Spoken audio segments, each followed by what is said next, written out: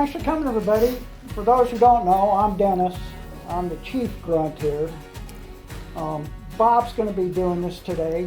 Bob's out on the sales floor, but he's quite the woodworker. Been doing a lot of cutting boards, does a lot of pens, does a lot. So, anyway, he's going to show you a little bit about the process on cutting boards. Just questions are welcome. So let's just get at it, huh? I think we can do that, yeah. So it's kind of like everything regarding woodworking and processes. You know, there's a good way to start a fight in a bar full of woodworkers and say this is the way you do it, right? There's just lots of different variations of this, so we'll try just to focus on kind of the whys. I've selected this process, which has kind of worked for me, or the set of processes. And having a variety of ways to do it also is dependent upon what tools you have available to you. So we'll try to show some of that. We may have to talk to just that rather than having the actual tools here, but we'll try to do that for you as well. So again, there's lots of different cutting boards, you know. What we're going to be showing you today is just a simple face grain edge glued board. We're not going to get into end grain boards or pattern boards or any of that today. We'd be here for 2 days on some of those, 5-6 glue ups on some of those heavily patterned boards, and you got to wait 30 minutes to 45 minutes in between each glue up. So we won't be showing that today. So how many of you have made cutting boards here? Anybody? Great, good, all right. So if there's something I'm doing glaringly wrong, don't be afraid to yell at me. So that's fine. I've been at the Woodsmith store here since 2017. I started back when we were on Hickman. Been a woodworker all my life. My first woodworking experience that I recall was hammering nails in a 2x4 in my grandpa's basement at 6, in which he had me also pull them back out again, which I discovered was just activity to keep me busy while he was drinking his Hamm's beer in the corner. So my dad had a workbench, and so I just always have been involved with woodworking, primarily around the home kind of stuff. When I retired in 2012, I really got serious about doing projects. My first project after I retired was a 8-foot long by 36-inch wide dining room table, which was a lot for me to bite off, but we got her done. So safety equipment, again, we typically don't use that during the demos just because it's difficult to talk through face masks and dust masks and things of that nature. But there's certain things, you got spinning blades and spinning things that are happening. You just kind of want to be careful. So I think we'll first do is kind of go over the tools and before we get into the processes. I'll kind of run through these fairly quickly. Excuse my glasses. Obviously, you're going to need something to be able to cut the boards to length. So circular or table saw is the best. If you don't have one, you can certainly use a circular saw with an edge guide. It's important that the more accurate you are in cutting the boards, the less work you have to do later on.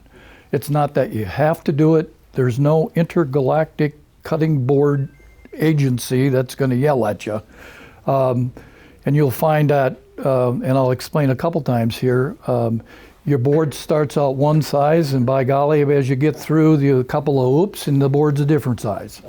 Cutting boards, to me, are one of the easier recovery projects you can do.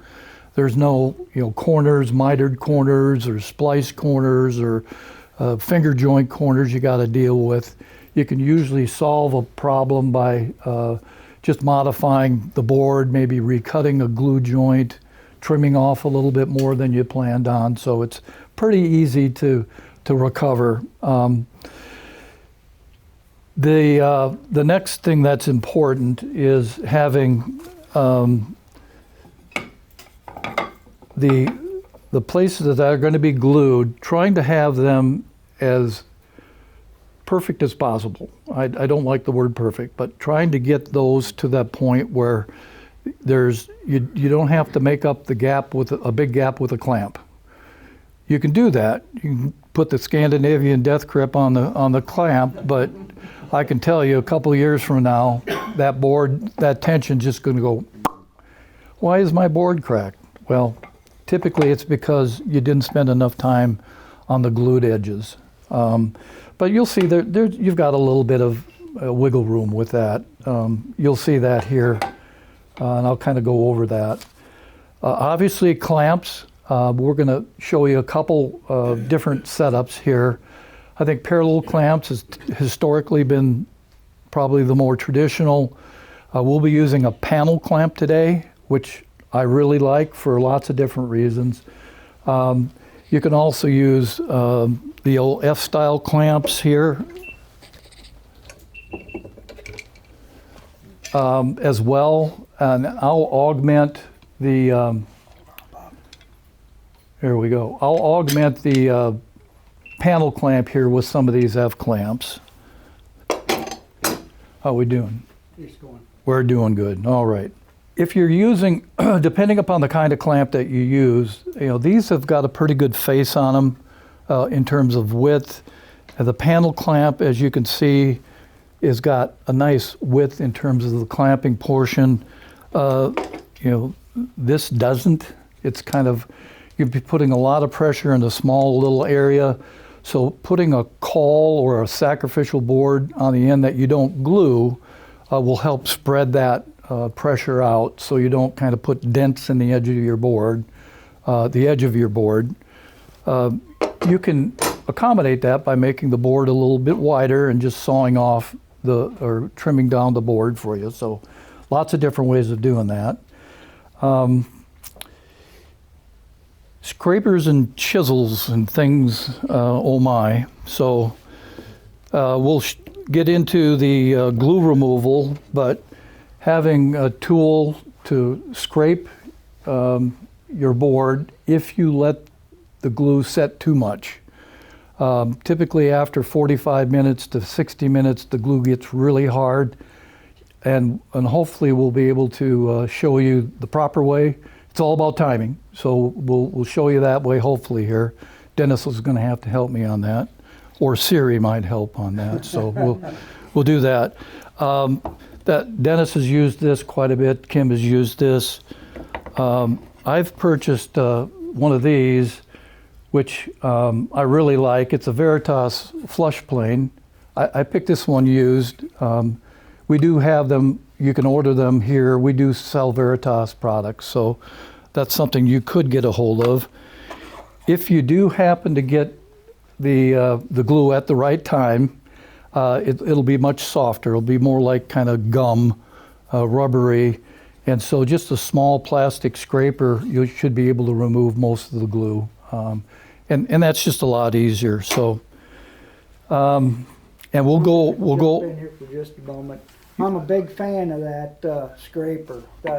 It's just, I had a paint scraper from Menards that I used for a long time. And Yep. when we got that in, it's just so much difference. Yeah, it's used as a regular scraper. Yeah, it's just got a really nice edge on it that'll help. And we'll spend some time scraping this board. Obviously, sanding and sanders of various sorts. Anywhere from, to me, this has changed my woodworking life forever, is that drum sander. Before I got that sander, I would look at projects and I would go, yeah, that's okay. I'm going to have to spend 2 days sanding. I'm not going to do that project. So that's kind of changed that outlook for me. Random orbital sander would be the other option for you to use. You just sand as normal, go through the grits, probably starting at 80 up through, I take my boards up to 180 and that's it. I stop there. You can also use just hand sanding tools. I use a little block like this.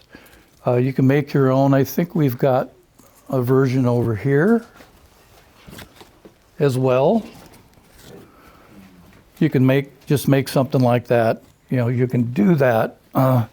But again, you will be spending a lot of time sanding. So Some people will actually use a belt sander on their boards to help remove the glue as well as kind of get a more flush surface. You got to really I did one of the boards like that, and you got to be real careful. Otherwise, you can leave a divot in that thing so quickly. You always get greedy. You want to cut down the sanding time, so you start with an 80 grit on a belt sander, and now you got this nice feature in the middle of your board you're wondering how to deal with. So it can be done. I would tend to kind of stick with the higher grits, and just don't put any downward pressure on it. Just let that belt sander kind of go if you're going to use one, and be prepared to maybe have a board that's interesting after that. We've already talked about the life changer drum sander. So, and the other thing about the drum sander before we get on is when you're making the edges. Lots of different ways of doing that, or making the glue edges. Typically, it's a process that you use a joiner with, and or a hand plane. You can use if you really have good planing skills, you can do that. The old timers would say, yeah, I can do that. I can't. I tend to roll the edges, so. It's not that you can't do it, it's just a little bit more frustrating. But I also use the belt sander to do the edges as well. And the reason I like doing that, it leaves a little bit of a tooth on there, and that helps with the glue adhesion. So sometimes coming right off a planer, it's like glossy. It's almost so smooth. I tend to think that doesn't help your gluing down. So, and then I'll do, in terms of a process, I'll do in this particular case, I've numbered the boards and indicated which boards go together. And so what I would do is I lift these boards, and the two glued edges that go together is I'll feed those through the drum sander. And any irregularity, if it's off just slightly, that'll be compensated for. And I do the same thing on a planer. And when you put them together, if there's any kind of slight variation of the angle, that will be compensated for by doing the edge joints together. So today we're also going to debut a new product that we have. The intergalactic introduction of the Woodsmith Store cutting board juice groove jig. You'll be able to get that here.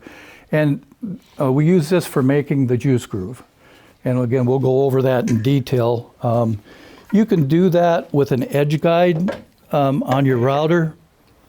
The difficulty becomes is you don't have a stop, and so the corners become really difficult to get perfect. You can also do it with a template that you glue onto the board, or not glue onto the board, but adhere to the board like with double-faced tape. And then it becomes an edge guide on the inside versus an edge guide on the outside. There are plenty of places that have those templates. You're obviously restricted to whatever size that template is, so it's kind of preset for a certain size board.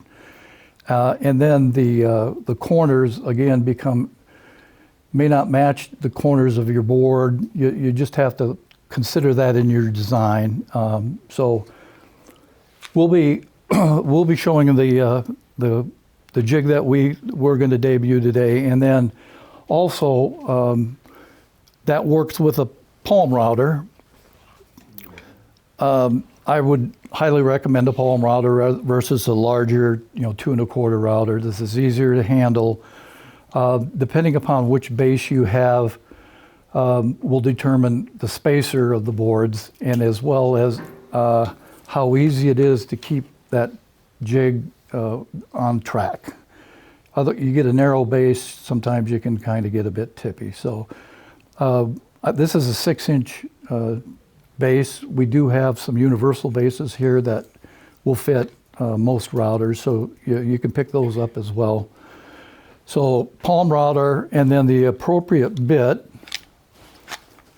We're going to be using just a round bit. You can use what's called a core box bit, and I can't tell the difference between the core box bit and the round bit, and I don't know why they call one the other and one that. So there are also specialty bits which you can use that have a little profile on them that rounds the juice groove a little bit better. I've never used those. It's a pricey little gadget, I think, but they are available. Just wanted to make you aware of that. Obviously, the glue. The only thing here is you're going to use a waterproof glue. Obviously, it's a cutting board, and you're going to be using water to clean it. So this is waterproof, not just water resistance. Yes? With the glue, when you're edge gluing that as a cutting board, does it hold hard enough? If you're using a meat cleaver, cutting chicken or something, is it gonna stand up to that? That is a great question. And also, is it non-toxic? Yeah, we can get into toxicity, but it is a PVA glue, which is food safe. You talk about strength. So people should understand that the glue joint is stronger than the wood fibers. So if you have done a good job of spreading the glue and have a complete glue bond in between the joints, if you see here, this is part of the piece I snapped off, and if you look there, it broke at the wood fiber, didn't break at the joint. So it's strong. It should withstand the hammering. Again, the assumption there is that you've done a good job of applying the glue. And so let's see if we can do this live here. I don't know, it may not be strong enough. So broke in the middle of the board rather than at the glue joint. So a lot of times those live things don't go the way you want them. Just saying. It always works for Bob. Doesn't work for Dennis, but it works for Bob. There we go. Like I say, typically they don't recommend soaking, boards in terms of, cleaning them. It's just wiping it, but there's still water present, and you're just going to want to make sure you use a waterproof glue. This is the standard. So, and then we get into finish. We'll go over the different finishes that we have. Again, that we start talking about toxicity and food safe and all that. Most of the oils that are used for cutting boards, or most of the finishes used for cutting boards, are based off of mineral spirits, food-grade mineral spirits, combined with some mixed beeswax in with them, and there will be different consistencies. You can have a gel consistency, you can have a wax-like consistency. So all of those that you're going to see here are based off of food-safe mineral spirits. Now, we've had people come in here that have finished cutting boards with polyurethane. They've finished them with all sorts of stuff. I don't think I would do that. If I'm going to use it for a serving board, maybe, but if I'm going to cut it, I don't think I'm going to use a PV or a polyurethane for a finish. So, and we'll get into the woods themselves a little bit here. Again, that's a good way to start a fight in a bar full of woodworkers is, don't use this, use that. And then the last little thing will be the feet, what we attach onto it, but that's your choice. So how are we doing? We're doing good. So first thing I would say is, especially if you don't have a lot of mileage under you, is to spend some time thinking about the cutting board you want. I would start simple. Start with woods that are easy to work with. I mean, you could even start with a poplar cutting board. Easy to mill, easy to work. I would also recommend having them all the same dimension. As you see, when we start the glue up, all glue ups on all projects tend to be a bit stressful. You always feel you're working against time, so just start out with a nice simple design. So in the case of this particular board, I kind of started with just a simple design, kind of went with the top one, just even spaced boards. I alternated between maple and cherry. Could be all maple, could be all cherry, doesn't really matter. That's, again, there's no intergalactic cutting board agency that's going to come down and yell at you for that. Then the other piece, so then I sketch out, again, just a rough sketch, kind of figure out what dimensions I want compared to the oversize or the size of the board that I want. So this is, again, another board I personally appealed to me. I followed it up with a sketch myself, put in the dimensions. As you can see, I changed it a couple of times, figured out which boards were going to go where. And then, yeah, this would be a lot more like the board that you're going to see, just even space, alternating species. And in terms of that, if you're going to alternate and you want some symmetry to the board, obviously if you have 6 boards of one and 6 boards of the other, one edge is going to be different. So 7 boards of one and 6 boards of the other, or 5 of one and 4 of the other will give you a symmetrical board. Exotics, let's get into exotics and toxicity in general. Once a board is finished, even though it's an oil-based finish, there's going to be some curing to it. It's going to seal those fibers really well. And you're cutting, and I don't know. I've never gotten ill from a cutting of or as a result of something being cut on a cutting board. The amounts we're talking here are just absolutely microscopic. So I really don't think it's that much of an issue.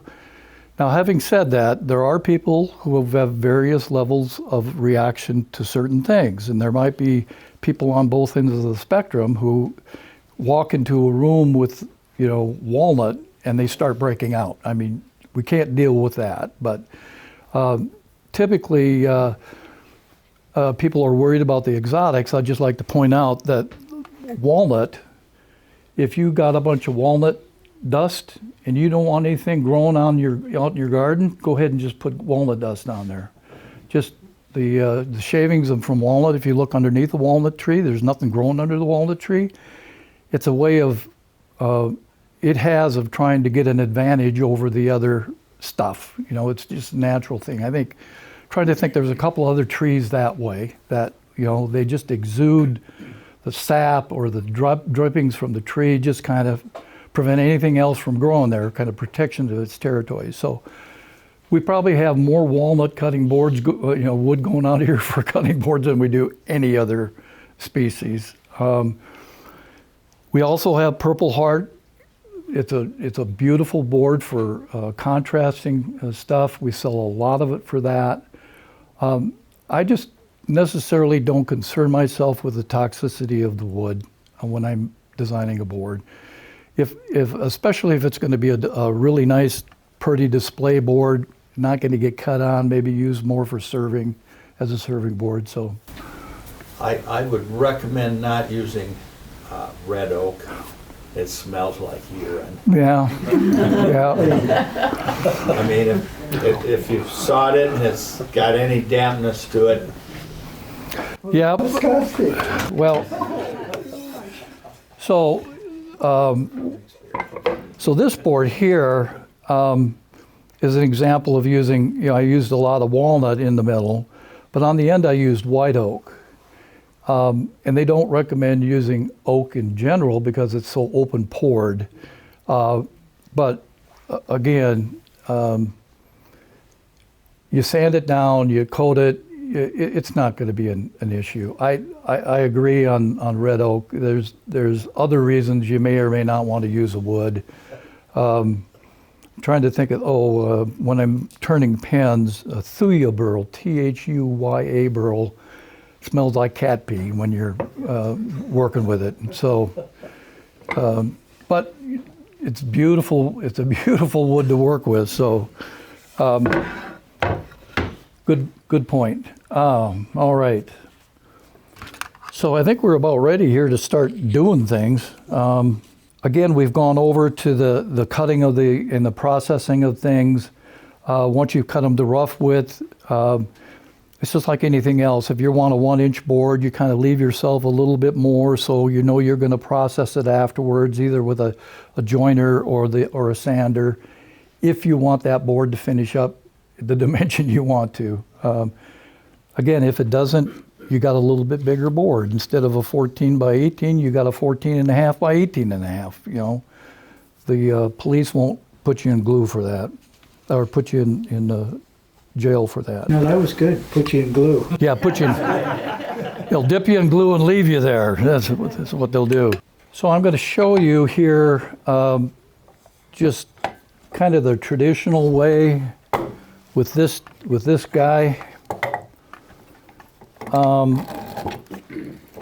Or these set of guys. Again, typically these have been the ones most people have traditionally used. And I do have these numbered, so kind of help keep them straight. So you get things set up.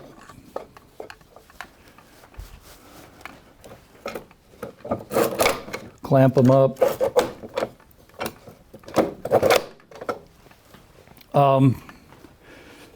My concern with these boards is that they're designed for high pressure, and again, you can put the Scandinavian death grip on these things and squeeze all your glue out. That's called a glue-starved joint, and you don't want that. So what we'll hopefully show here is when the glue starts squeezing out of the joint, that's enough.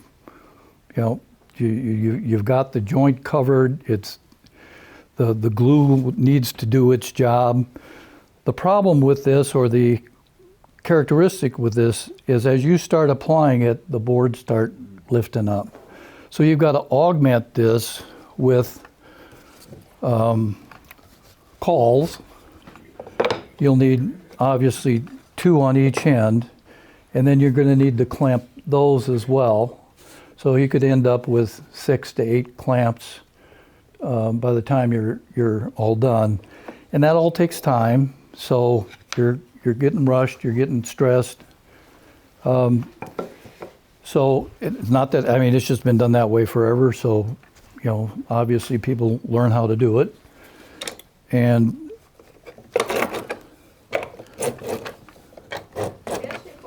yeah. When you put those boards on top of that, after you've got to glue them together and stuff, does the glue come up and stick them down? Do you have to put like wax paper or something on it? Yeah, you can either put wax paper on it, and I've got the set of cauls that I got, I took packing tape and wrapped it in packing tape. Okay. And then it won't stick to the packing tape. Yeah, good catch. Thank you.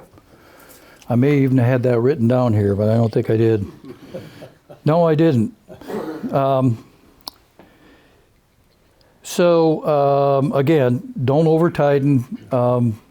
We'll kind of hopefully see that here when we actually do the glue up.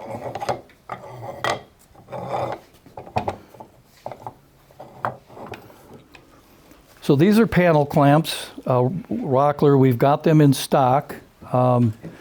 They've got 2 different sizes. This is the smaller panel clamp. These are great for cutting boards. You get about 13.5 inches of width. Most cutting boards, 12 by 18 is the most popular. 9 by 12 is another one. These will just work absolutely great for that. And what I do with any of my clamps, even those, is I'll apply paste wax on it. I don't know if you could. I let the glue squeeze out on there. It just rubs off. You just use a paste wax, coat your clamps before you clamp it, and then to prevent that from sticking. So that I did write down, so we're good there. The glue is going to be set in about 30 minutes. I typically recommend leaving them longer, let them cure. It's just me. You know, some people will, if they're processing lots of boards, 30 minutes, that comes out and they go on to the next step. I typically leave them in for, probably a good 2 hours before I pop them. Sometimes I'll do it at night and leave them overnight. So, this brings up a good point. So again, the recovery, things that can happen when you're making stuff. So I processed this through my joiner, and everything was great. I was taking nice, even, easy passes. The last pass, ka-chunk. Maple does that. It's cherry burns and maple burns plus chips. So, and I thought I just, originally this was going to be on the outside, but now it's going to be on the inside. So that little bit of, issue there is not going to be a problem for the glue. So just kind of wanted to point out the fact that anything can happen during the process. I have a question for you, Bob. May I ask a question? Go ahead, ask the question, sir. Before you do it, I'm just wondering, are you going to glue every edge, or do you just glue one edge of the board, and then do you glue every edge or just every other edge? What I do, I'm a neatnik. So glue can be, I don't know if you saw some videos of guys, I'm trying to think, Kingsploor or Kingsman. That guy takes a bucket of glue and just pours over it. I mean, you look at the way he applies glue, and it's just like, I typically am not that way. I'll typically do a board at a time. Today, because we're under a demo, I'm going to do a little bit more. Oh. So and plus we're all equal here. I mean, equal space boards, so that makes it easier to do that. If they're different height boards, I'll kind of do edges at a time. So, good question. But my question, are you going to glue this edge that's going to attach to this edge? Yeah, I only glue one edge. Some people glue two edges. I only glue one edge. Well, okay. Yep. Because that's what I did. Yep. Just wondered. Yep. Just do one edge. Uh-huh. Yep. Yep. Again, I just think you end up with so much squeeze out. Yeah. So the first one, obviously, I just go ahead and set that in. Well, let's do this first. Let's do I want to do a dry fit. What I call a dry fit. I think that makes sense to do, especially when you first start using this jig. It's a little bit, I don't want to say futzy, but there's a couple things you kind of got to be concerned with. So we'll slide this one underneath. The first thing is to make sure that you got a little bit of the board sticking out. This can be drawn all the way back, but that hides that edge, so that's kind of the first thing.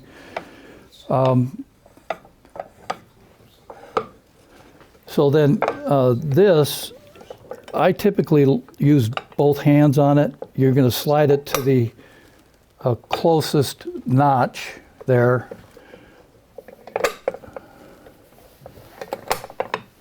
And again, I like using either two hands, one here, one in here, because you can see they're not tight together yet. So, and this one I like starting from this end, getting that in there, he says. And then you make sure that the ends are lined up. And then on this end, click that in. This is all easier when there aren't 100 eyeballs on you too, you know that.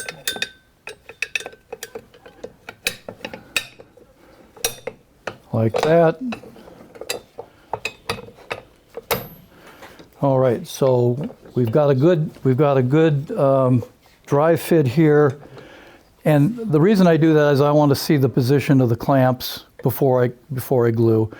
So with clamping, The rule of thumb is that your cone is 45 degrees off of each edge, so that as you apply that pressure gets spread out at a 45-degree angle. So you kind of want to keep that in mind as you're designing that. You don't want them too far out. You get not as good an adhesion in the middle. You don't want them too far together. Even with this, I'm going to augment this with some clamps on the end as well. So to me, that's a good dry fit. I clamp the boards together just a little bit just to make sure we're good. Again, this is oversized about a 3/4 of an inch, so it doesn't have to be perfect on the edge. So as you can see, I'm pretty happy with those joints. Yeah, we've got really nice tight joint. I got a little bit of a height gap there. That's no problem. Most of that's going to be cut off, but as you can see, there's really no gaps in there, and that's just really key to a cutting board lasting a long time. It may last for a while, but all right. What's the width of that? Of this, I'm doing an 18 and a half inch board. If you're doing any wider, you definitely have to augment it or use another set of these. How about on the other dimension? Well, this, Yes. yeah, I'm doing, I think this is 12 and a half. You can go up to 13 and a half in this jig. My next question then, if you use, let's say, 2 of those, you make 2 of those, and then let's say if you would put those together, could you use then the other jigs that you were using to make a wider board? Sure. So to make it up 26, like say, Sure. or something like that? Yeah, absolutely. So I like to move these back out of the way.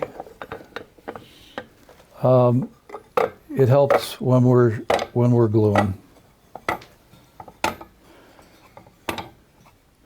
That I can leave. Again, sometimes I just do this during the process, several times during the process. All right, let's see what we can do here. Again, type on. I like these silicone units here.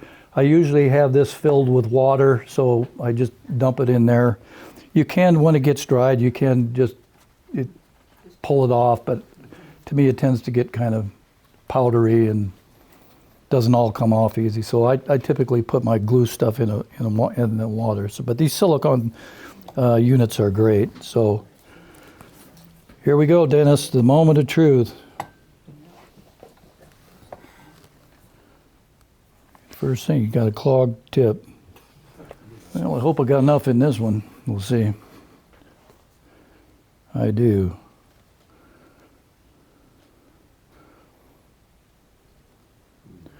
And you kind of get used to knowing how much to spread.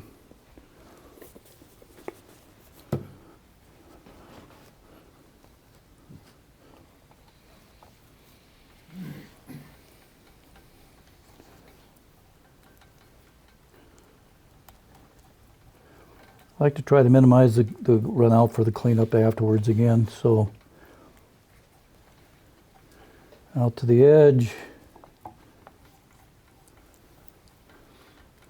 And you notice that the glue will soak in, so you may need to augment it a little bit when you...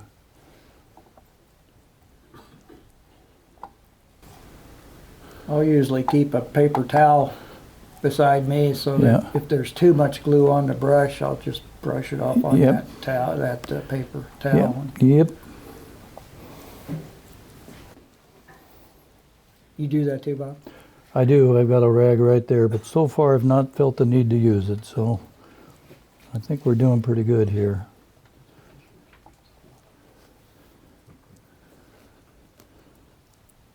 Yeah, let's see.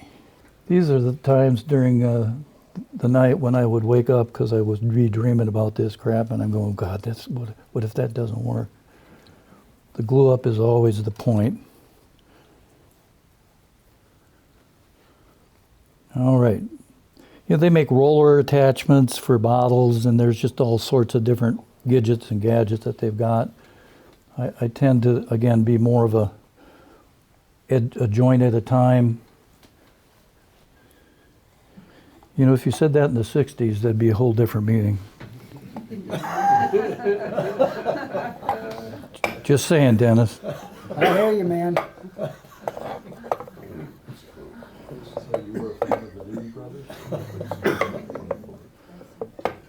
All right, let's see how we go. Again, this is going to be a little bit tacky, which is good. It's going to kind of hold those in place. See how we got here. Get that up. I don't know if I can go up farther. No, that's fine.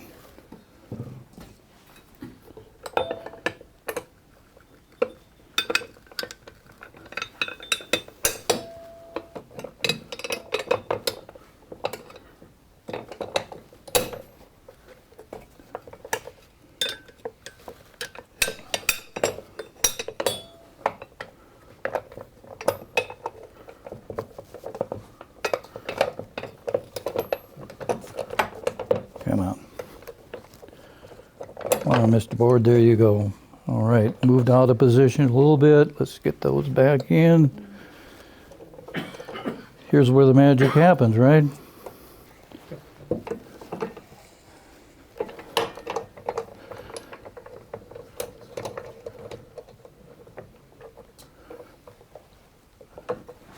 So as you can see, we've got glue squeeze out pretty consistently all along the ways there. This one may be a little bit more glue could have done, but I'm not going to worry about that. And again, that's where you stop. You know, I could tighten more, but you don't really need to do that. I am going to augment it with some clamps here out on the end.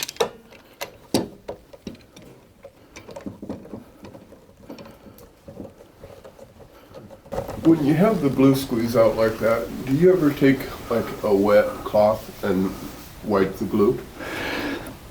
Or do you avoid that? It's another bar fight. I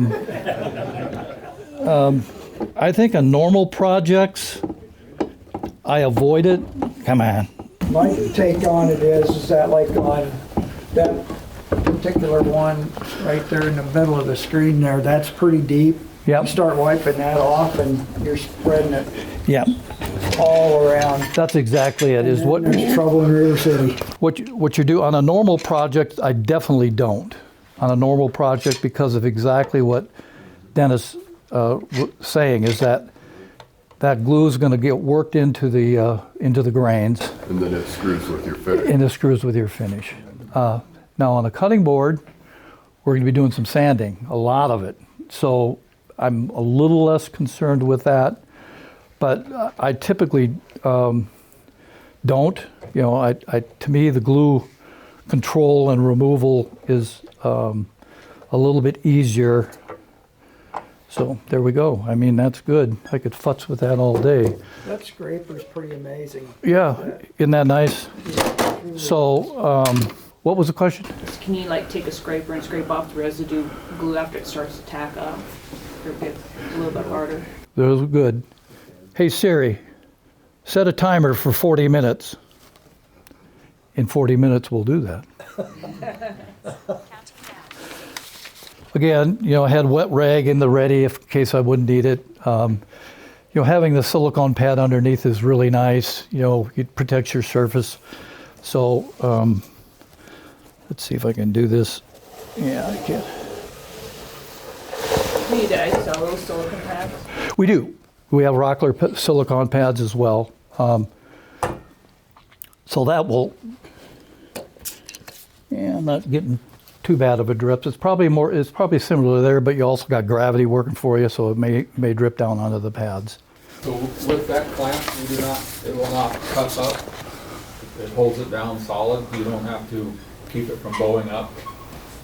That's the beauty of this panel clamp. It just applies pressure all four directions for you at the same time.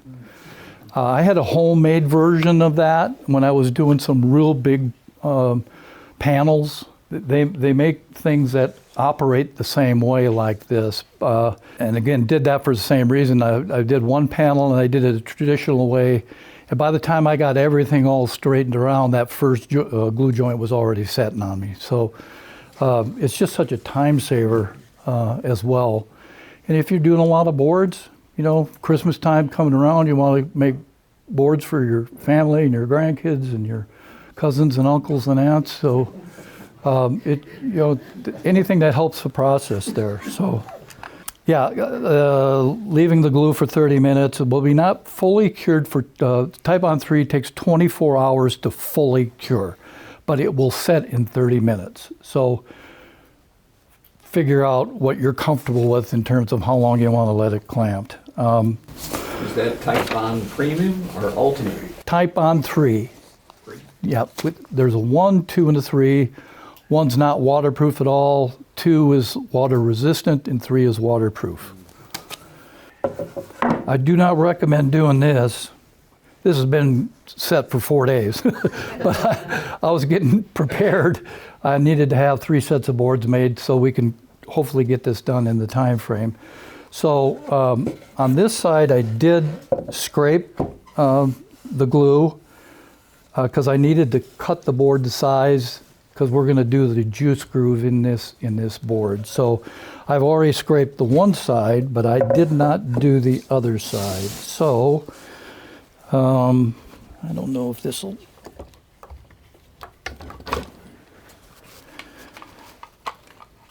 You know, these kinds of things, it helps if you have bench hooks and stuff like that to, you know, doing the clamp. So excusing our fumbleness here. So.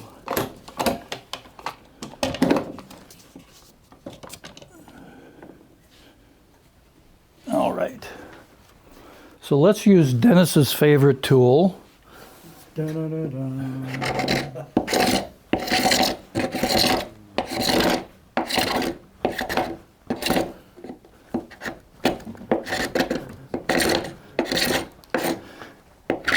Again, normally we wouldn't have to deal with this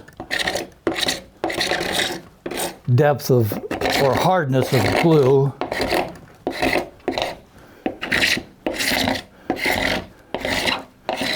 The lesson to learn here is don't wait 4 days. Don't wait 4 days. Yeah, Seriously. that's right. Just don't wait 4 days. 24 hours is a long time. But, you know, like what happened to me this morning, I'm getting ready to come here and we lose power at our house. So you set aside everything, you're doing stuff, and 2 days later you go, oh God, I got that cutting board ready, you know, jeepers. I got. Would you run it through your surface planer then? Yep. And that's the point here is let's get rid of most of that, right? So we're not gumming up the sandpaper and the planer. That's really the goal. Could you take it right to the planer? Absolutely.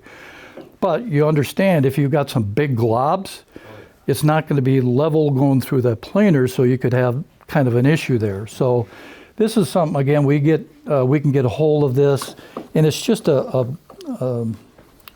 device that sits absolutely flush and does the same thing as that scraper. Now see there, I gouged it, but you've got a little bit of room. To me, I like using this because it gets off those big chunks really, really easily.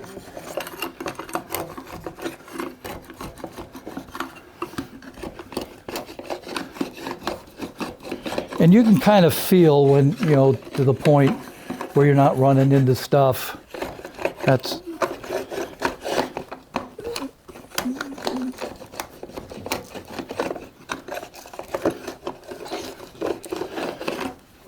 And there is a slight difference in the width of the boards. You know, we sell 4-quarter rough sawn lumber here, and the thickness can be anywhere from this to this thick. And what we tend to notice is that the exotics are thicker than the domestics. So as much as I surface sanded these down to size, there's just a little bit of a difference.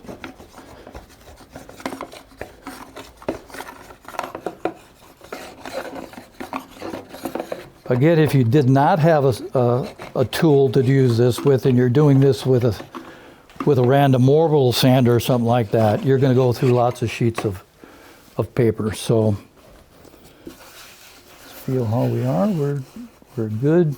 A little bit of a chunk right there.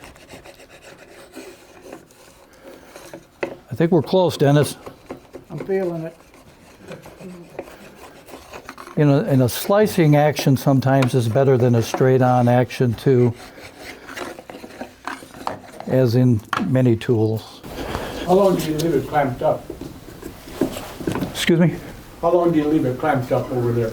Okay, so like I indicated, we have a 30-minute set time, 24-hour cure time. So for me, I tend to leave them set up for 2 hours. It gives me a bit of a buffer. I've let them sit overnight. The glue is hard, but it's not this hard. It comes off easier. So some people will start to work 30 minutes, in.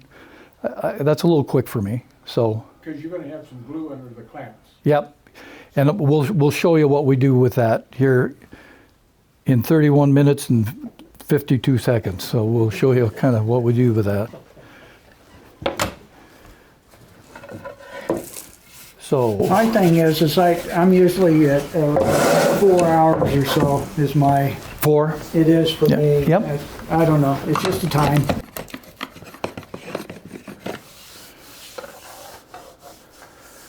All right, so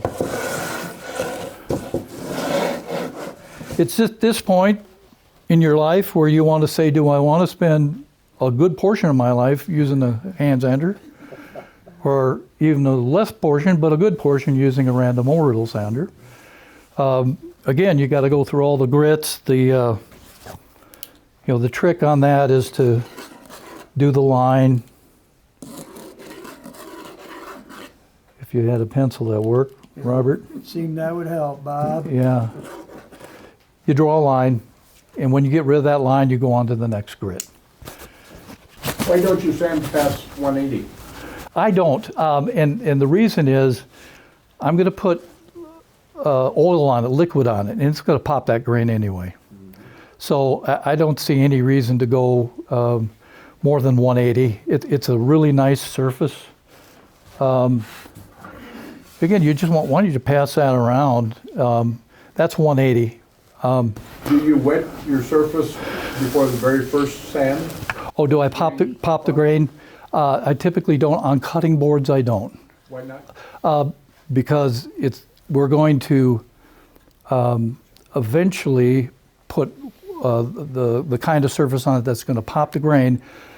Probably the most important reason I don't do it is because somebody's going to hack on this thing with a knife. The purpose is it's a cutting board, and having a perfect finish ain't going to last. It's going to get hacked on. If it's a display board, I still don't see any reason to take it above 180. You start getting the 220, 320, you're polishing or buffing more than you are sanding anymore. And for cutting boards, I just don't want to put that time into it. You can, but that's my choice, is I don't. All right, so we've done that, right? Now, normally at this time, since it's relatively flat, I would take it and cut it to size on my table saw. This has been cut to size already. So now we sand, and we're going to use this thing to sand with. It will get loud. We got to fire up the dust collector. The sander itself is not that loud, but the dust collector is. So while this isn't necessarily meant to be a demonstration on the operation of the sander, what I typically do is I'll set the size first, roughly. With this particular sander, it's got a quick adjustment. I'll bring it down past the rollers onto the surface, and then I'll raise it just a little bit. So when I shove it through here, it shouldn't be, it shouldn't be a terribly aggressive cut. Yeah, the thing that can happen with this sander is you get too greedy, you'll burn your belt. You know, it's several thousand RPM running through there. And if you get too greedy with it, it's just going to heat up and the belt's going to get burned and clogged and you got to change the belt. So I never like to get greedy with the belt sander. So kind of figure this out.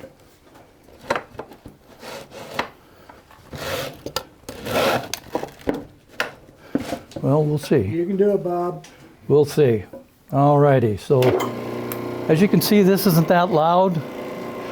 When it hits the boards, it'll get louder. And please cover your ears if you got.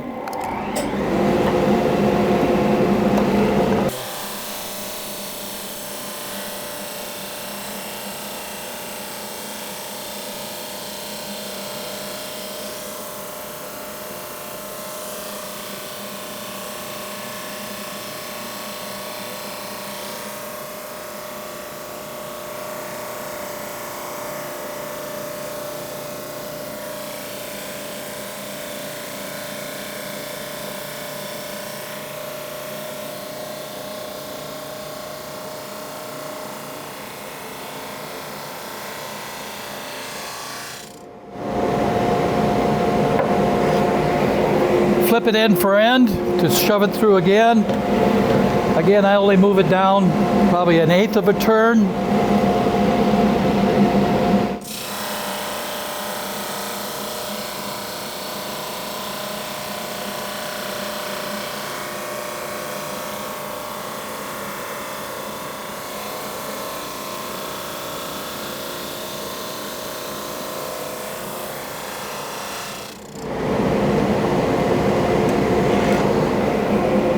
And that is it.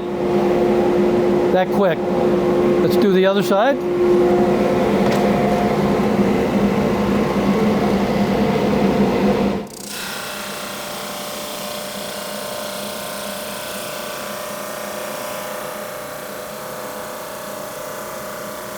This may take a bit more.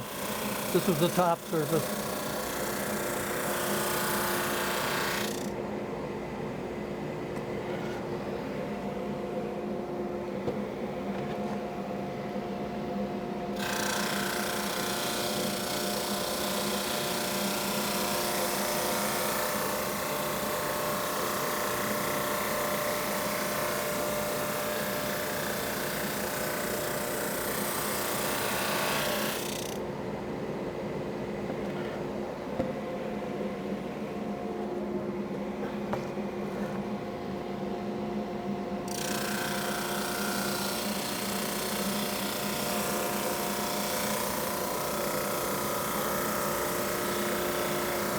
Yeah, we got a height difference there. Right.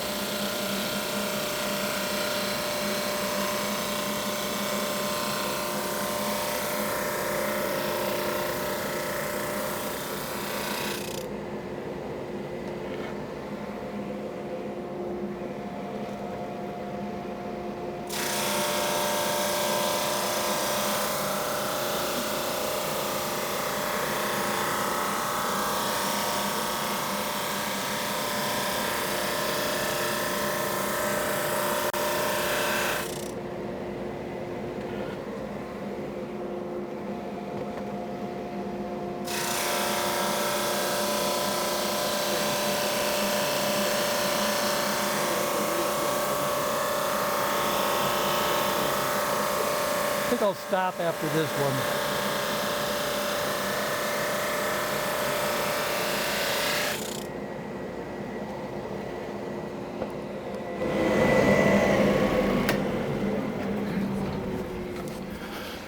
So I know as much as you want to sit here and watch me to continue to sand, basically we got a little bit of a height difference. Since I'm only taking about 1/128th of an inch off, it's just multiple passes, right?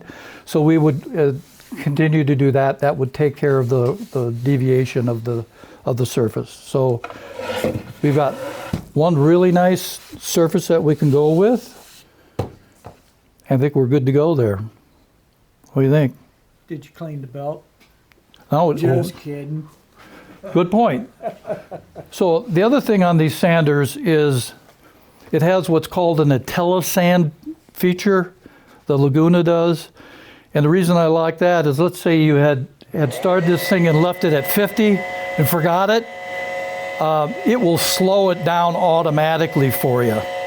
It may burn a little bit, but it'll slow it way down to make sure it's not going to overload.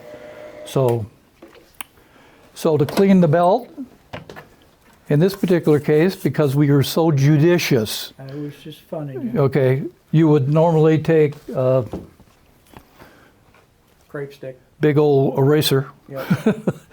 and just clean it. May require more than one pass. Probably. Yep. But that's it. Always Makes you leave. want a drum sander, doesn't it? Doesn't. Like I say, I can't. Oh boy, did I cut you off? Don't think so. Okay, good. Good.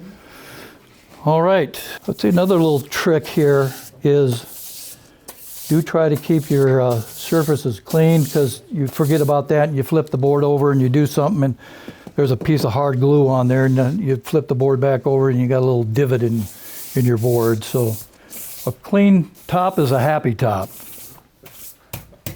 Got that going for us. Yeah. Let's just put a quarter round edge on that thing.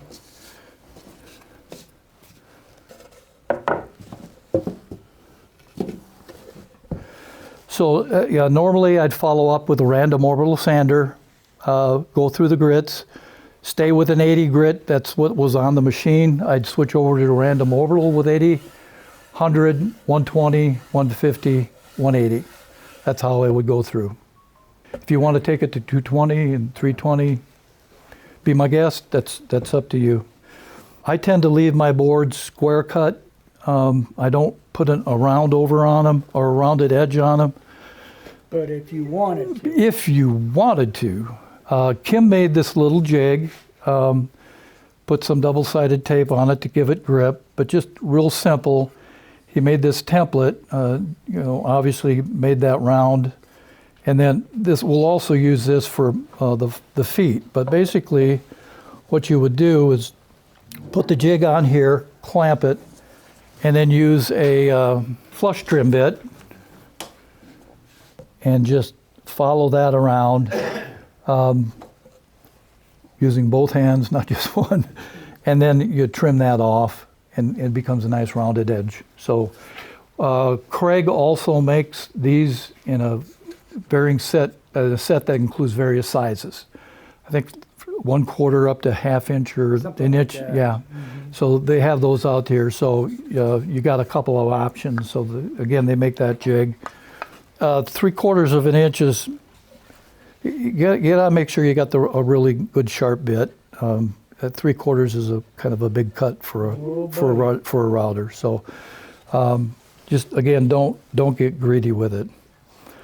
So, but we can go ahead and put just a little bit of an edge on it. Let me just harp on that for just a moment, because I've had this experience. Okay. On that wider roundover like he's talking about, boy, I would take that to the chop saw and I'd nip that corner off a little bit so you're not. I didn't one day, and man, I wish I had.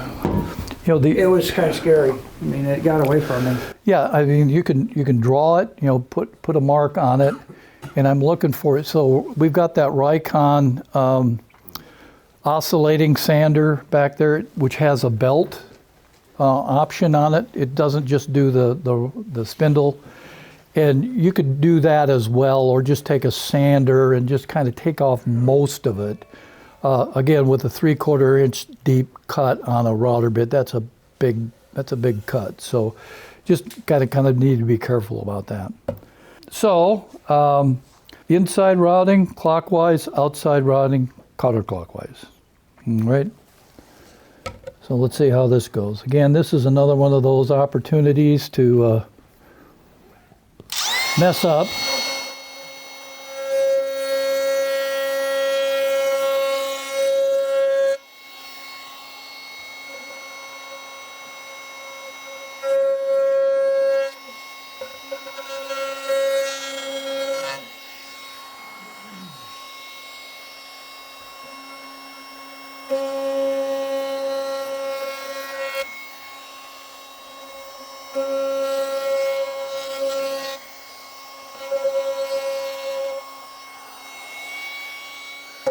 Oop, there's a mess up right there.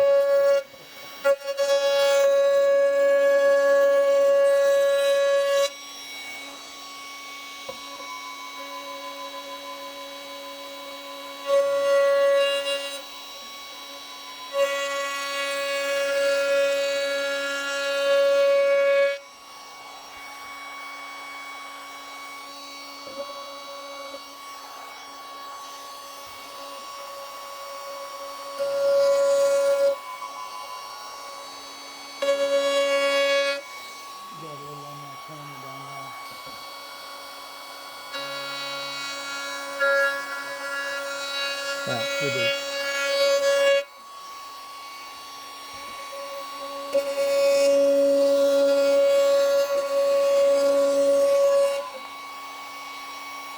Oh, I know why. We had a little bit of a snipe on this end from that. Again, that's why you'd leave your board's oversized. Got a little bit of snipe on the sander. That first cut when it was having trouble with it. So That can happen with that Yep. drum sander. It Yep. doesn't happen often. nope. Again, I just break the edge. Some people like to put a big round on it. I just like to break the edge. So I think it just adds to it. No burning. I turned it down so we really don't have any burning on it. So if we did, again, just a little bit of a touch up with that is all you need to do if there's any burning on it. All right, so where are we in my script there, Dennis? Cut the juice groove. Cut it. This is the big moment. All right. Well, do as I say and as I do.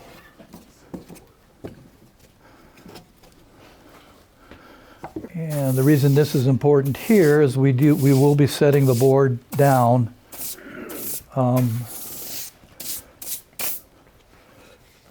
flat. So if there was any little jiggers in there, it would show up.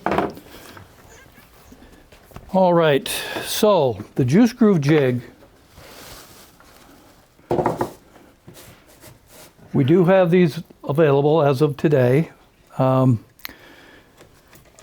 But basically, it's a pretty simple concept. I'm going to take one apart here. Since I think we're doing good on time, don't you think, Dennis? I don't know what time it is. 11:15. So basically, this is I think it's a 29.5-inch long. 29 and that one isn't, but those are 29 3/4. By 21, 22. Sounds like 22. 22. The reason they're 29 3/4 so we could get them in a shipping box. Yeah. So we got 30-inch tubes. So, yeah. Anyway, it's got a groove cut a little bit over half the length here, and that size, I think it's 5/16. It's size for a 1/4 20 bolt to go through it.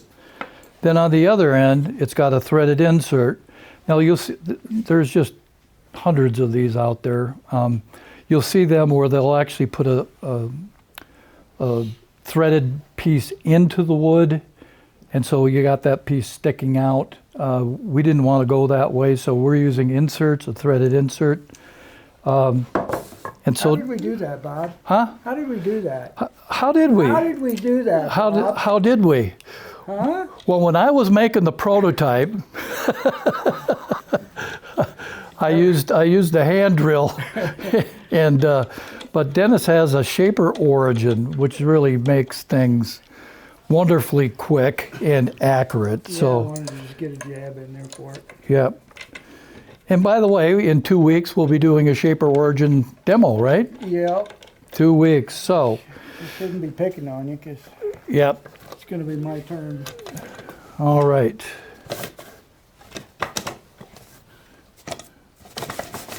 Leave them loose? Okay, so here's, You can do it. You can do it. just need a little bit of one. So I think we can unplug everything else from that, right? All right. You're not doing that anymore. So as I said, this is a 6-inch base. There are 5-inch bases out there, all sorts of other different size bases. I think the one that we got here is larger than that. I don't know off the top of my head. But the math is kind of simple. Since this is 6 inches, it's 3 inch to the middle from the edge. So 3-inch radius, 6-inch diameter. However inset you want your groove, typically 3/4 of an inch is the norm, what most people do. So if you want your groove 3/4 of an inch in, that means you need to have a spacer that's 2 1/4 inches. So we got a spacer,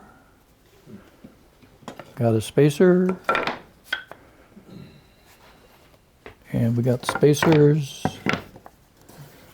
And again, it's kind of the same thing. You may have to offset them a little bit. Didn't cut those on the origin. I cut those at my house.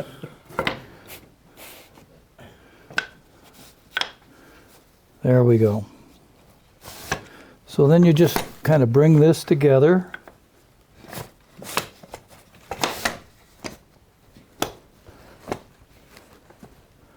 And start tightening.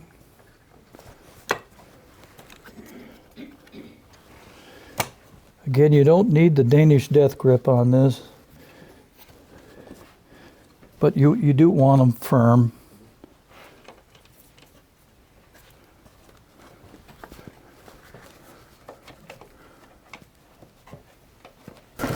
You have to make sure the corners are square. Make sure the corners are square. Square itself, wouldn't it? It should be self-squaring because the board is square. You know, as long as your board is square, this jig is going to be square. Okay. So because the spacers are 2 1/4, dead on. But yeah, if you start really clamping it together, you can kind of distort potentially distort that. But again, you just don't need to be. You don't just have to clamp down that heavy. Do we have that other cutting board? If you want to pass that up here. I hesitate to bring this up ahead of time, but I'm going to bring it up ahead of time. So we've kind of showed you the pitfalls every way through. There's a potential chance for a pitfall, right? Anywhere an accident can happen, it will. Anything in woodworking. So,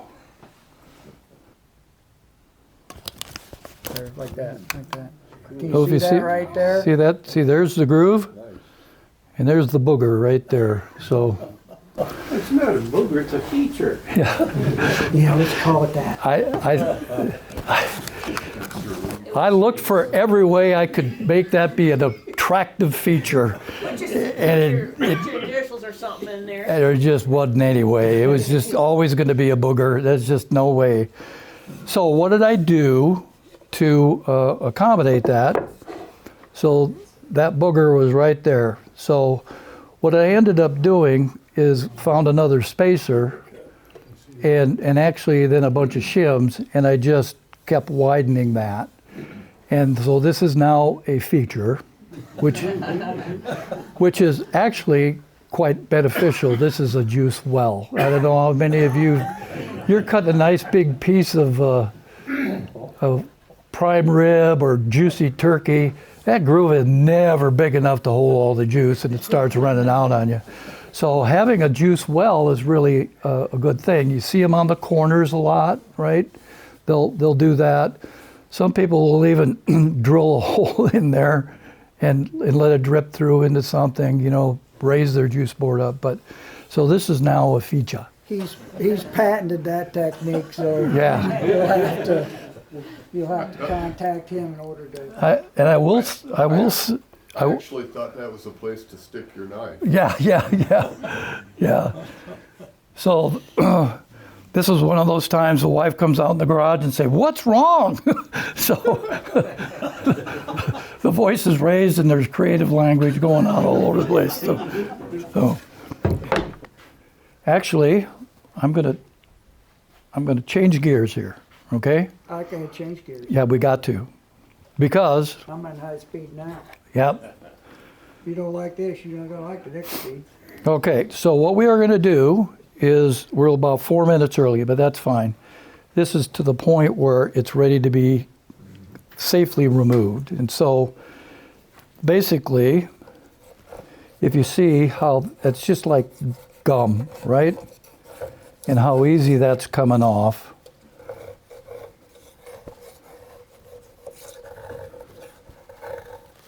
Far, far better. There is a little squeeze out there that may not come off. But, see, that's just The consistent. moral of this story is to don't wait 4 days. Yep. Hell, don't wait 2 days, you know? Well, there's that too. Yeah. Believe me, I don't mean to wait 2 days. Yeah, but this is really the recommended and preferred way to get the glue squeeze out off, is just wait to that point, again, 30, 40 minutes. If you got real big lumps, you know, it still may be wet in the middle of them, so you just kind of have to judge that and say, yeah. So I took a look at it and I said, no, this is ready. It wasn't the full 40 minutes, but there we go. And then on the bottom side, let's see what we got.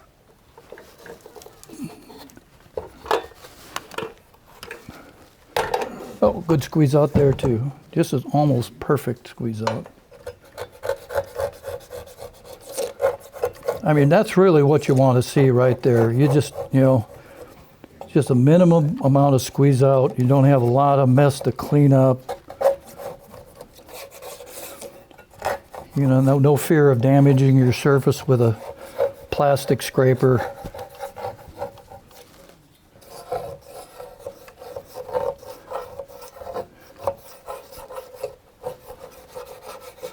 Viola, There you go. as Kelly Bundy would say, Viola. All right, so I went ahead and we got everything tightened up. So these spacers are 2 1/4 inch spacers. So if you want one that's a different amount, you just change the spacer, right? And it's kind of backwards of what you think. You're wanting to move it this way, so you make the spacer shorter or narrower than, you know, so you're going from 2 1/4. If you wanted it in an inch, you would go down to 2 inches. And then that would put it in an inch, based upon a 6-inch base. If your base is different, again, the math is the radius minus the offset. Quite simple. What's the diameter of your router bit? I got a 1/2 inch in there, so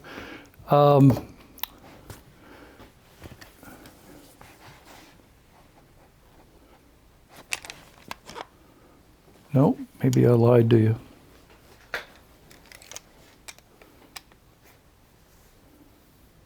Actually, that's 5/8. I got a 5/8 in there. What was the diameter in that bit used on that juice groove?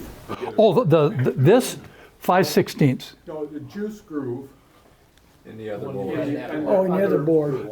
Same one. Yep. Yep. Same one. See, I don't go all the way down. Yeah. You know, so typically I'll probably stop right about there. Again, it's kind of a feel.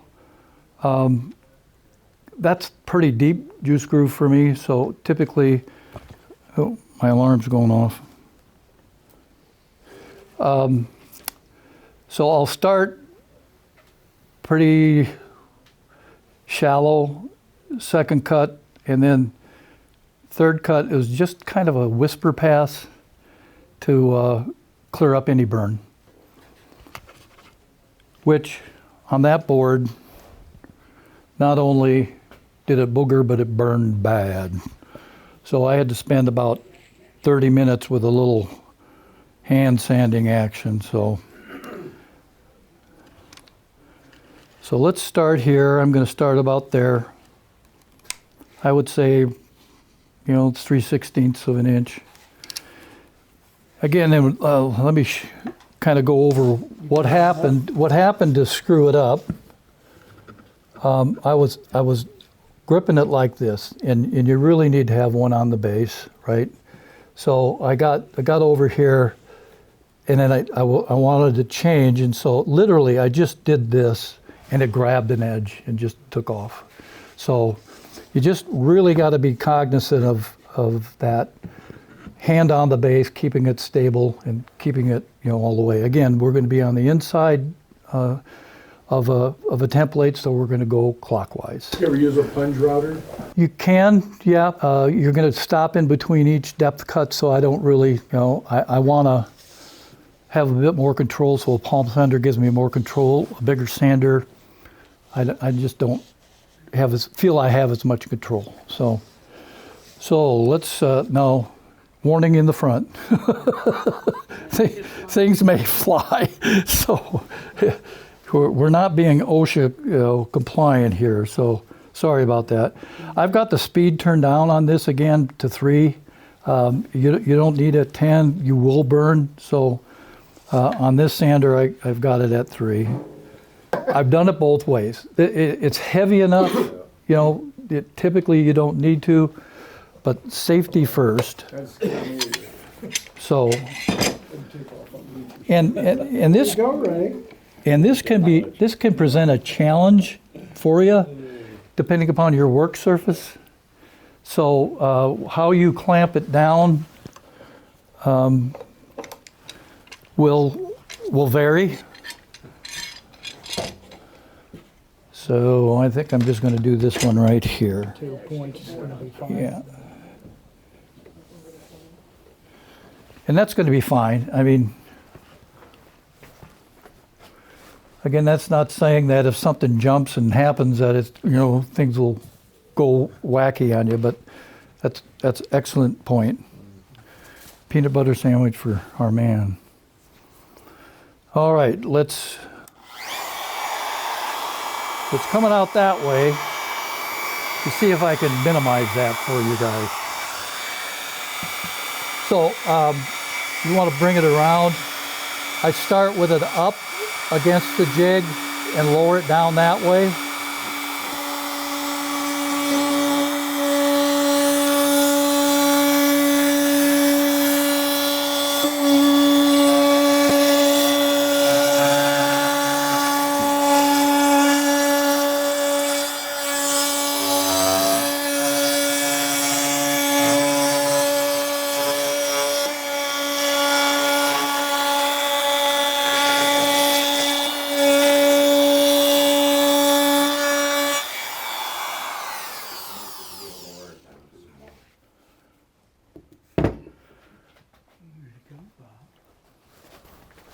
Did we plug in, Dave? Dennis? I honestly don't remember.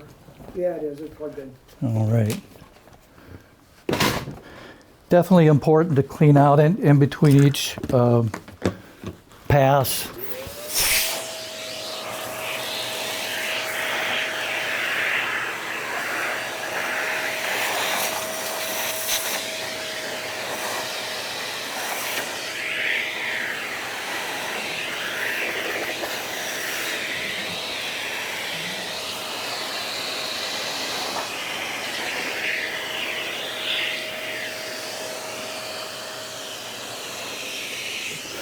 But as you can see, this did quite a good job. There's just a little bit of burn right there.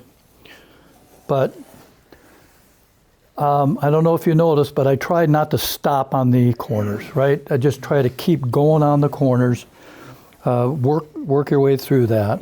So next pass, we go down to about like that.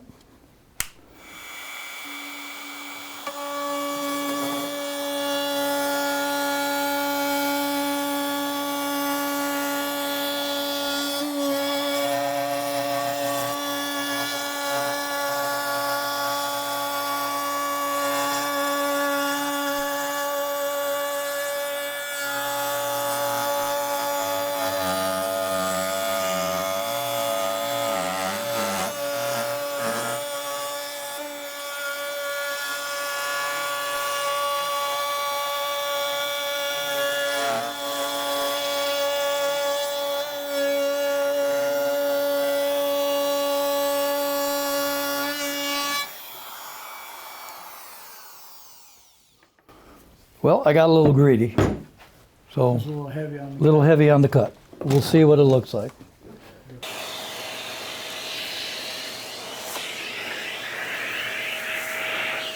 Got a little bit of tear out here. This is maple, so you're gonna have that. Cross grain is the other area that you possibly could have tear out. Little bit there, little burn there, not bad. A little burn there. So we could go through another just finishing cut, but I'm fine with this. So how to clean that up? We sell these sanding jigs, I guess you would call them. Sanding. I'm not sure what It's like a sanding block. Sanding block. Thank you. And it has various sizes. So you kind of pick the one that you think fits good. That's 3/8. I think that's a little big. I've got a 5/8. I think that's a little small. 3/4 I think is good. So again, depending on how you end up, you may be doing a lot of this, but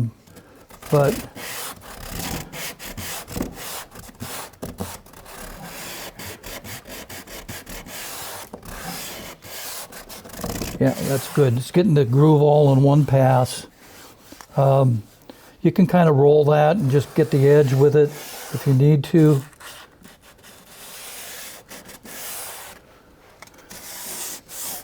Should take care of that fuzziness up there. It's chattering just a little, but not bad.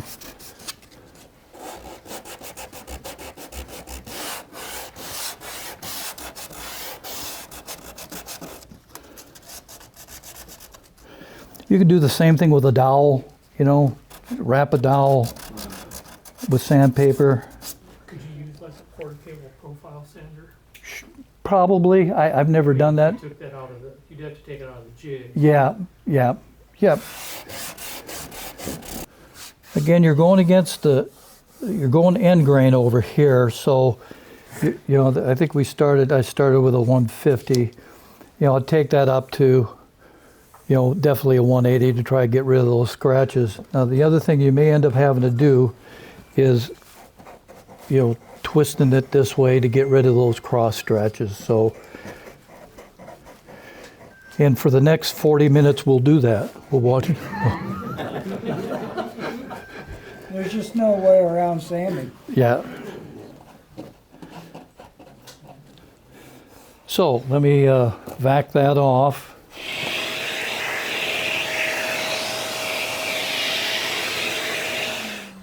So I see I got a little bit of a...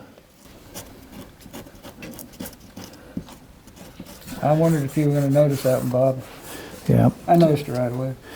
there you go. That's why I got Dennis here. He just sharp as a marble all the time. Bazinga. Yeah, Bazinga. So as you can see, this is pretty nice thing. I used to use an edge piece on my router, and this area right here is just my pants changed colors several times. So just saying that.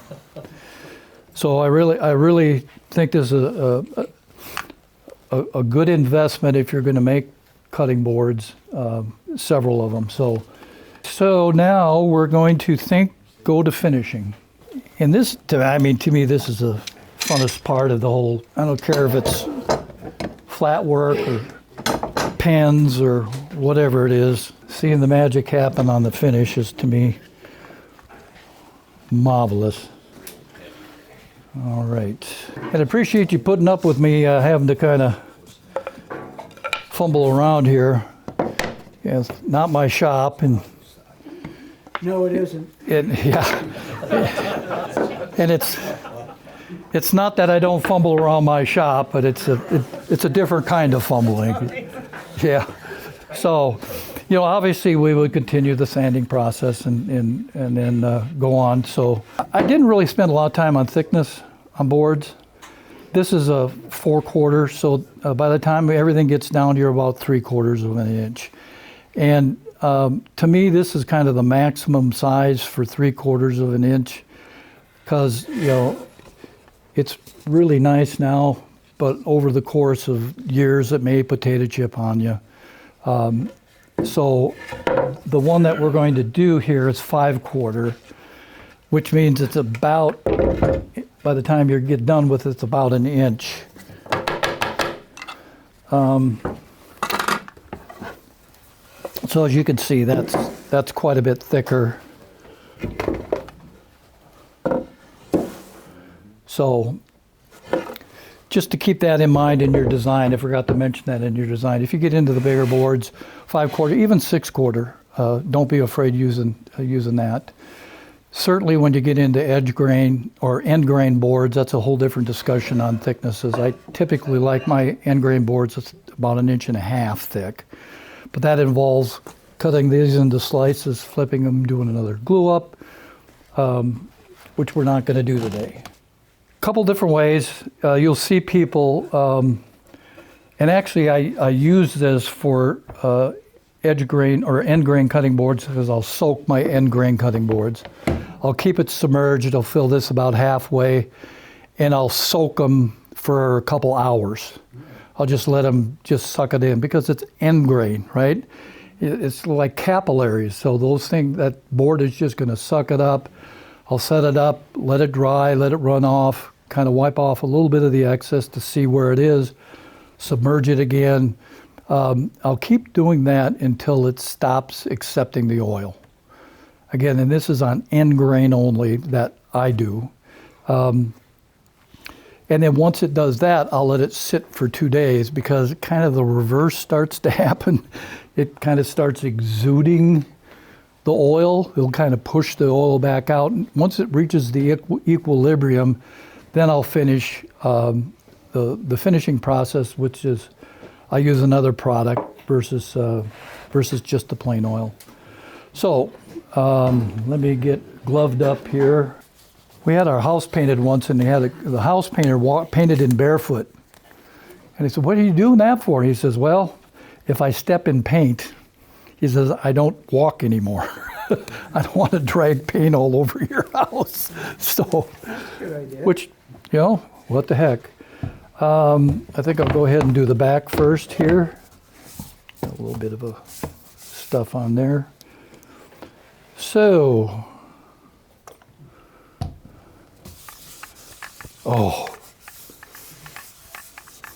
Kind of makes you weep, doesn't it, Bob?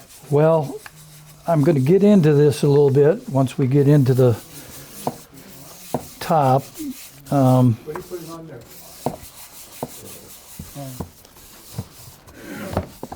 What oil are you using? Yeah, it's just food grade mineral oil. That's all it is. They call it butcher block oil or cutting board oil or whatever they call it. All right. This has got, I'm hoping the edge here does what it's supposed to do. Not so much. But you can see, I don't know, Dennis, if you can catch this. So this is end grain, right? Hang on.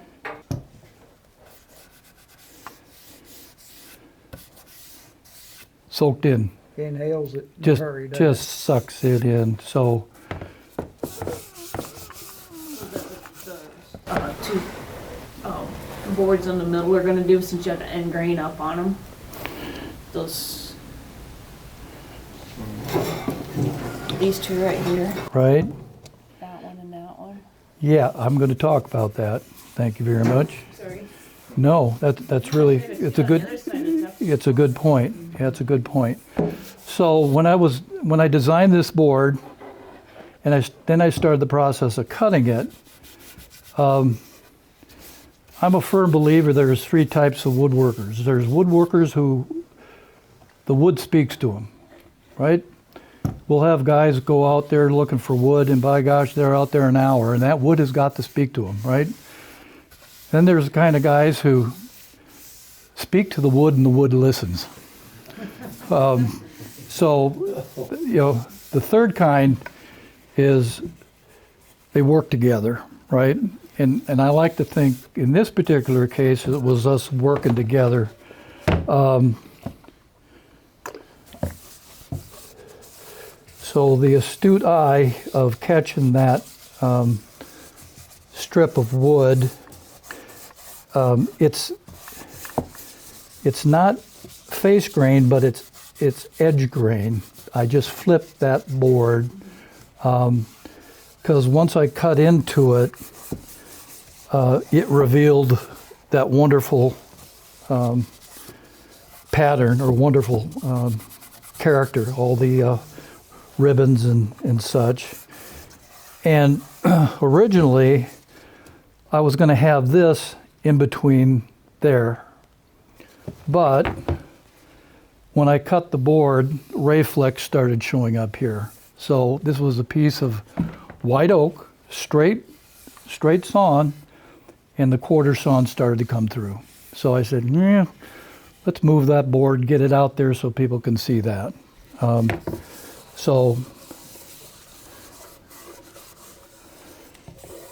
So this is the process I use. As you can see, this side's already kind of drying a little bit.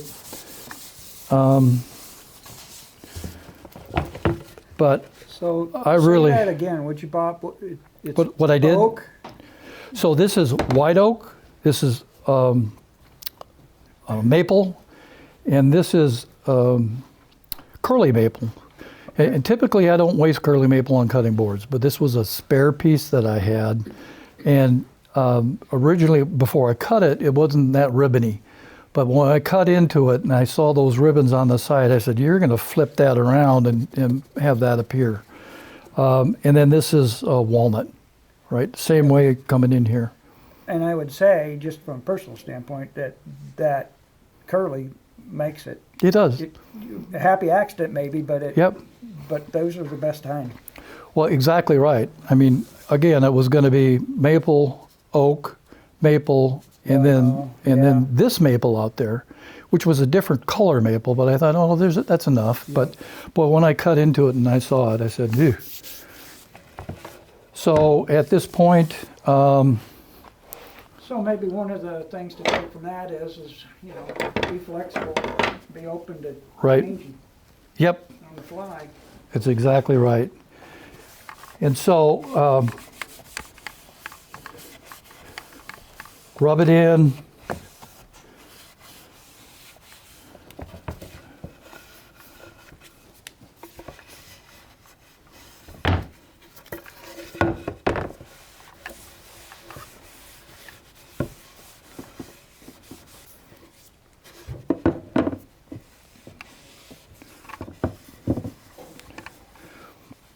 Now for me, it's seeing kind of how the board is speaking back to me and saying, okay, I'm going to absorb the oil at this rate. I'll let this sit, go back, probably check it every 30 minutes. When I feel it's soaked in enough, I'll do that same thing again until I feel, I probably like 3 to 4 coats initially on a board. I like that. I may, after thinking I'm done, it may be another day, I'll go back and even put more. Again, it depends on the wood. Again, that's where you'll see the difference between oak and maple and the harder woods. The oak will tend to soak up more because it's more of an open grain. So, but yeah, I think the curly little strips there kind of took this board to a next level. So I'm pleased with that. Feet. I got more work to do on this board, or I'd put, well, heck, we can do that. Never mind. Never mind. Rosanna, Dana, remember that? Never mind. I obviously watched too much TV as a kid. So, cutting board feet, don't have to have them. I recommend them. Kim, in his wisdom, put a little hole there so you can get the cutting board the same in all locations. There's as many feet as there are cutting boards. Typically we sell these kind here. I just happen to buy some in bulk. For this board, the bigger feet would work. I'm trying to get Kim to carry a little bit bigger foot. A little bit of bling on it, you know. Let me take it out of there, Dennis. Yeah, do that.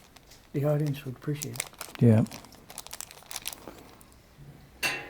You know, I've made several boards with that. The bigger the board, the bigger the feet, again, that I use, that I put on. So for this board, I'm just gonna go ahead and probably mount one of these guys.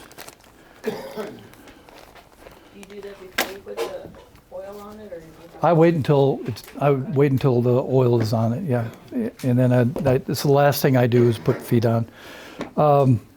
At this stage, if you've got a way to you mark things, I would burn my mark in at this point before I put the oil on.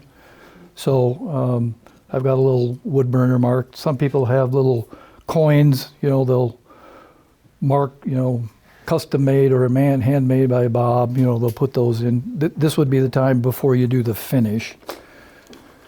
So let me see what I got here. Those my drill bits, Bob? These are my bits. They're not yours. Okay, just checking. Yeah, we'll use that bit right there. I didn't find out from Kim what size he used, so.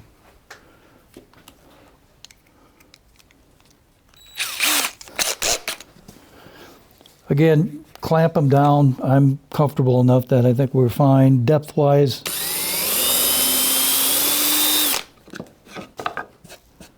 I'm good with that. You know what I did forget to bring is my blue-handled screwdriver, Dennis. Oh, man. Is it Phillips? Yeah, I have a yellow and black handled one right there. there we go. I will say, get the feet that have the little stainless steel washer in there. Otherwise, your screw just kind of pulls through the rubber eventually. So,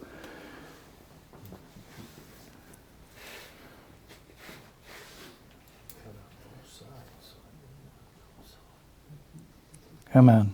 Yeah, I'm recording, Bob. I'm on camera, aren't I? I hear you.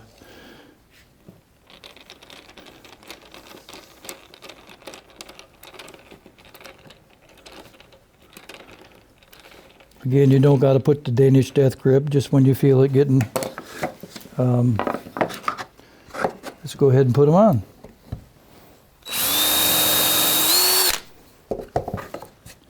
This is another one of those, if you're smart, you'd mark your drill how deep you're going to do, otherwise you catches and goes all the way through, then you got a feature on the other side of the board you didn't want. Dennis has never done that. I've never done it just once.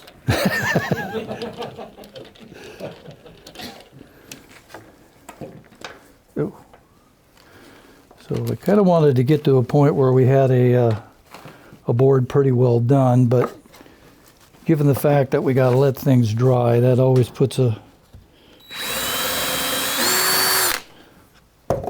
jigger in things. And how far do you go in? About that far. Yeah, I'd be careful about going in too far, otherwise the board tips. So, you know, closer to the edge is probably better. Obviously, if I were putting the bigger feet on, I'd probably go in a little bit farther. Oh, jig. There is, yep, You know, they're yep.